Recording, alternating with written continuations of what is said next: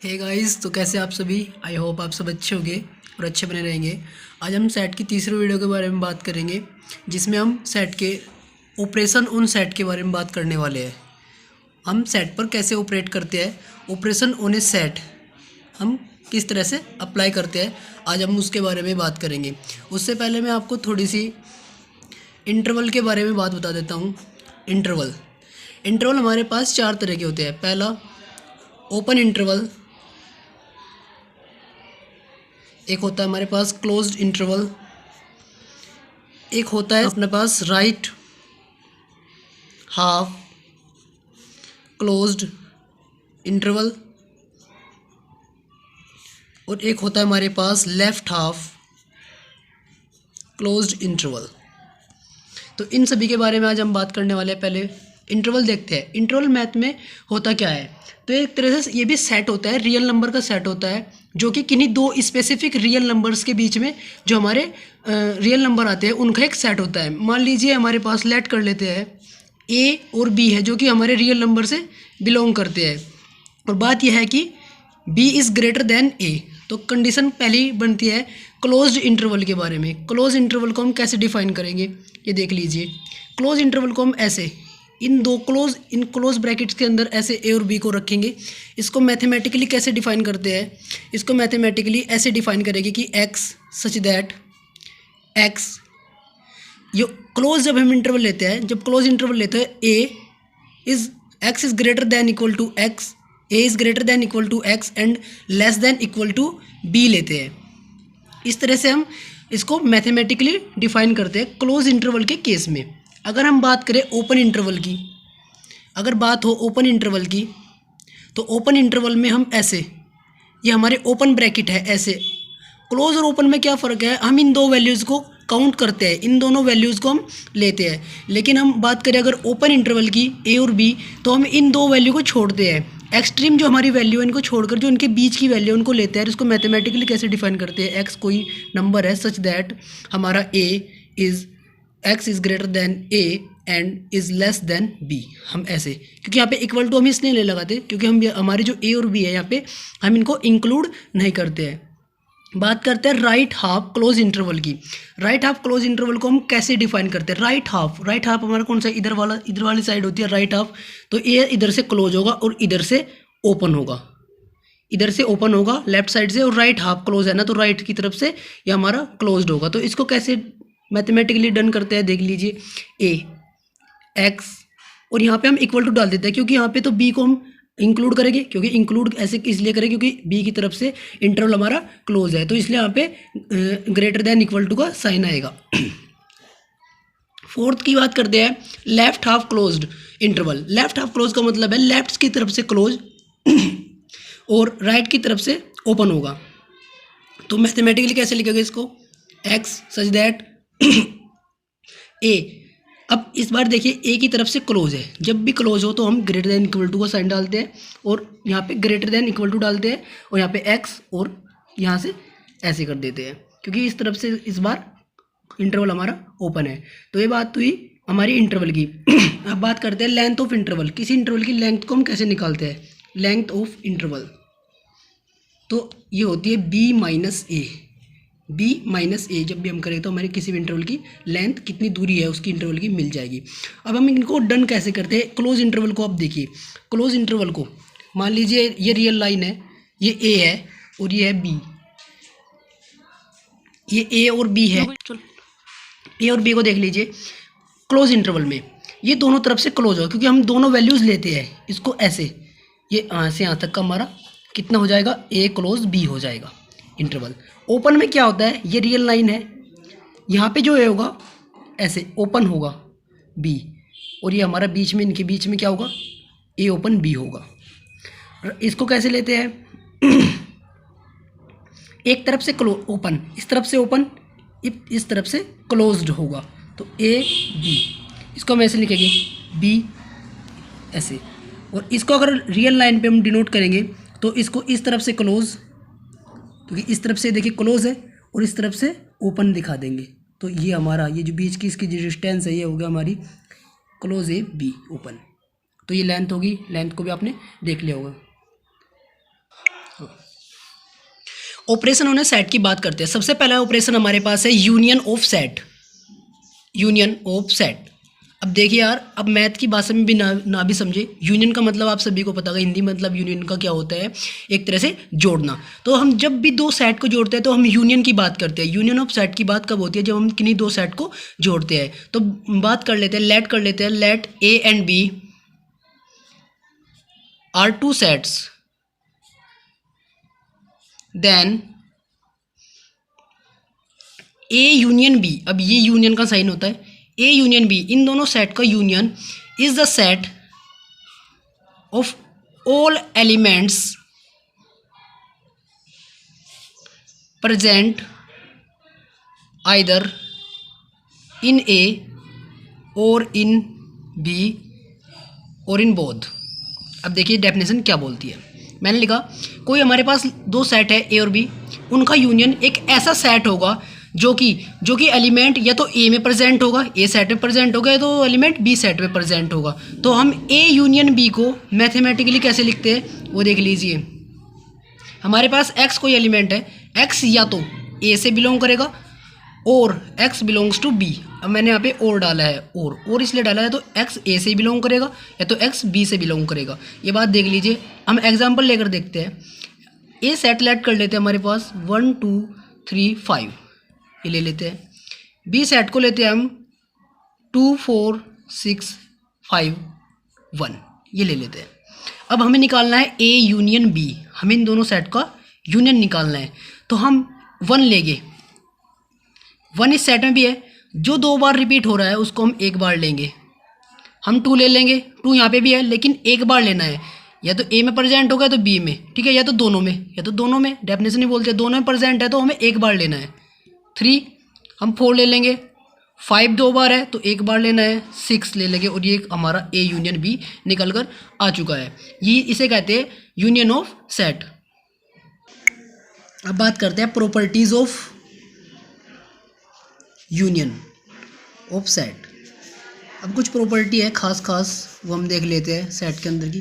पहली property commutative law. Commutative law क्या बोलता है, हमारा A union B union A के इक्वल होगा। ये कॉम्यूटेटिव लॉ है, होगा भी। आप ए यूनियन बी करें या बी यूनियन ए करें तो दोनों इक्वल आने वाले हैं। दूसरी बात होती है एसोसिएटिव लॉ। एसोसिएटिव लॉ में क्या है, हमारा A union B union C is equals to A union B union C. आप किसी भी ऑर्डर में यूनियन को ले ले, ये दोनों काइंड से इक्वल आने वाला है। तीसरी बात होती है हमारी, हम ए का यूनियन अगर ए के साथ कर दे, हम ए का यूनियन ए के साथ कर दे तो हमें क्या मिलने वाला है, दोबारा ए मिल जाने वाला है। लेकिन एग्जांपल लेकर देख लीजिए, हमारे पास कोई सेट 1 2 3 है ए, और दूसरा सेट भी हमारा ए है 1 2 3, हमें दोनों का ए यूनियन ए निकालना है। तो आप क्या करोगे, 1 2 3 तो हमें एक बार तो लेते हैं 1 2 3। अब 1 2 3 क्या है, ए सेट है, तो हमारा वापस क्या जाने वाला है, ए सेट आ जाने वाला है। तो अगर ए का यूनियन हम ए के साथ करते हैं तो हमें क्या मिलता है, ए मिल जाता है। जैसे लॉ ऑफ आइडेम्पोटेंट बोलते हैं।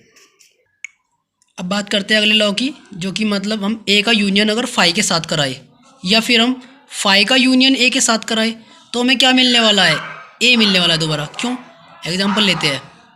एक कोई सेट ए है हमारे पास 1 2 3 और एक सेट है फाई। अब इन दोनों में यूनियन लेके हम इन दोनों को जोड़ेंगे तो फाई तो एक ऐसा सेट है ना भैया जिसमें कोई एलिमेंट ही नहीं है। तो अगर हम ए का यूनियन फाई के साथ करेंगे तो दोबारा हमें क्या मिल जाने वाला है, 1 2 3 मिल जाने वाला है। और 1 2 3 तो हमारा क्या है, ए है। देख लीजिए आप, हमारा ए आ जाने वाला है। एक है हमारा A union of universal set और एक है यूनिवर्सल सेट यूनियन ए। अगर हम ए का यूनियन यूनिवर्सल के साथ करें, यूनिवर्सल का यूनियन ए के साथ करें, अब तो यूनिवर्सल सेट मिलेगा। Universal set biggest possible set है, तो ए का यूनियन अगर इसके साथ करें तो हमें बिगेस्ट सेट मिल जाएगा जो कि यूनियन है। अब दूसरी जो हमारा ऑपरेशन है सेट पर वो होता है इंटरसेक्शन। Intersection of set. तो इंटरसेक्शन ऑफ सेट एक ऐसा सेट है जो हमारे दो सेट के अंदर जितने भी कॉमन एलिमेंट है उनसे बनता है। लेट कर लीजिए, let A and B are two sets, then A intersection B, अब ये साइन जो है ये इंटरसेक्शन का है, उल्टा U, A intersection B is the set of all element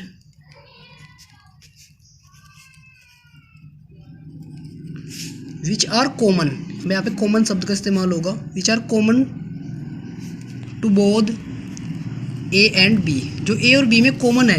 example ले लिए, एग्जाम्पल लेकर क्लियर हो जाएगा। ए सेट लेते हैं, ए सेट हमारे पास A B C D E है, हमारे पास बी सेट है ए सी डी ई, ये सेट हमारे पास बी है, हमें निकालना है ए इंटरसेक्शन बी। अब इंटरसेक्शन का मतलब क्या है कि वहाँ पे हमें कॉमन एलिमेंट देखने दोनों के अंदर। तो देखिए यहाँ पे ए कॉमन है, बी तो इसमें नहीं है, तो सी कॉमन मिल जाएगा हमें, सी कॉमन है, और डी कॉमन है, ई भी दोनों के अंदर है तो ई भी कॉमन है। तो ये जो सेट में निकल कर आया है इसको हम बोलेंगे A intersection B, intersection of two set A and B. अब बात करते हैं डिसजॉइंट सेट के बारे में, ये इंटरसेक्शन पे बेस है। डिसजॉइंट सेट्स, वे दोनों सेट डिसजॉइंट कहलाएंगे अगर उनका इंटरसेक्शन ए इंटरसेक्शन बी अगर फाई है।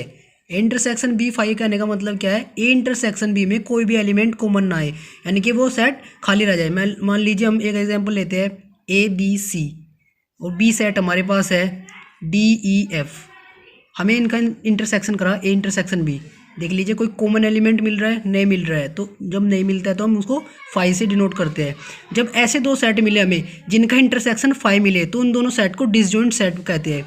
एक होता है हमारे पास इंटरसेक्टिंग सेट, इंटरसेक्टिंग सेट्स किन्हें बोलते हैं, मान लीजिए जब ए इंटरसेक्शन बी हमारा फाई ना हो, जब ए इंटरसेक्शन बी फाई ना हो, कहने का मतलब क्या, हम एग्जाम्पल लेते हैं, हमारे पास कोई ए सेट है ए बी सी डी, और बी सेट है हमारे पास ए सी डी, हमें यहाँ पे इंटरसेक्शन बी निकाला तो यहाँ पे ए कॉमन आ जाएगा, सी कॉमन आ जाएगा और डी कॉमन आ जा रहा है। तो ए इंटरसेक्शन बी में हमें कुछ ना कुछ एलिमेंट मिले, तो ए इंटरसेक्शन बी क्या है हमारा, नॉट इक्वल टू फाइव, यानी कि खाली नहीं है, तो खाली नहीं है तो सेट क्या है, इंटरसेक्टिंग सेट है।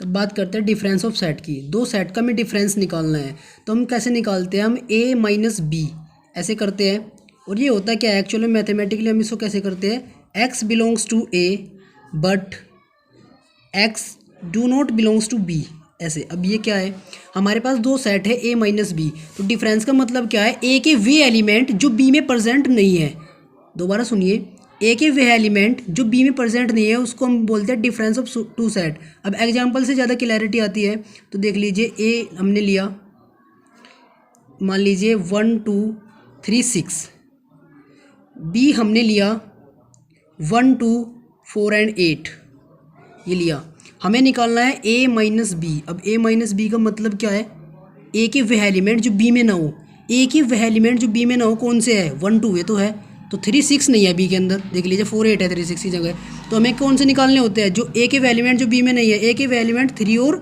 6 है जो बी में प्रेजेंट नहीं है, तो हमारा A minus B is the difference of set. अगर मैं बोल दूँ बी माइनस है, तो फिर बी के वह एलिमेंट देख लो जो ए में नहीं है, तो वे देख लिए बी के एलिमेंट जो ए में नहीं है 1 2 ये तो है, 4 8 नहीं है, तो बी माइनस ए अगर निकाल लोगे तो अलग हो जाएगा, तो A minus B is quite different from B minus A. अब बात करते हैं हम कॉम्प्लीमेंट की,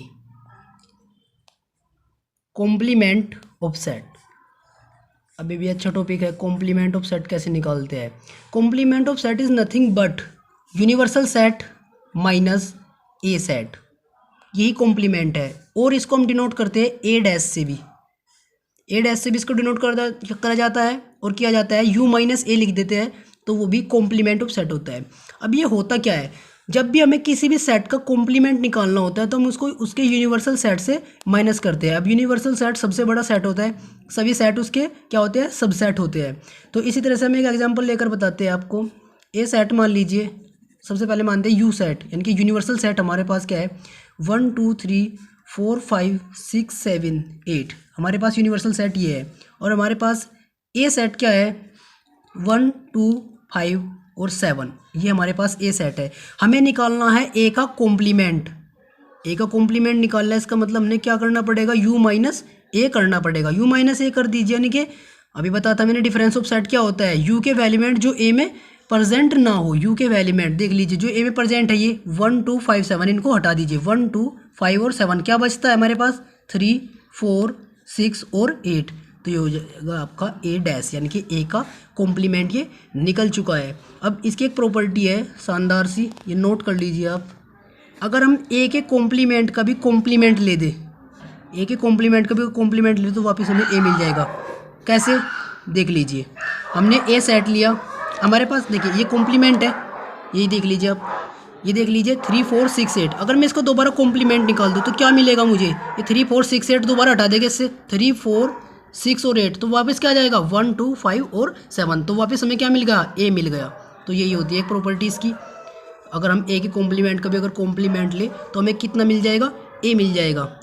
सेट की इस वीडियो में यहीं तक पढ़ेंगे हम, और अभी मैक्सिमम टॉपिक यहाँ पे कवर हो चुके हैं। नेक्स्ट वीडियो में हम देख लेंगे डी मॉर्गन्स लॉ और कुछ बेसिक फार्मूलाज, और एक लेक्चर में कि इसकी प्रॉब्लम्स कब लेकर आऊँगा, उसमें हम ढेर सारे क्वेश्चन करेंगे, कॉम्प्लीमेंट के भी, यूनियन के भी, इंटरसेक्शन के भी, जितने भी टॉपिक हमारे हो चुके हैं उस वीडियो में हम केवल क्वेश्चंस करेंगे।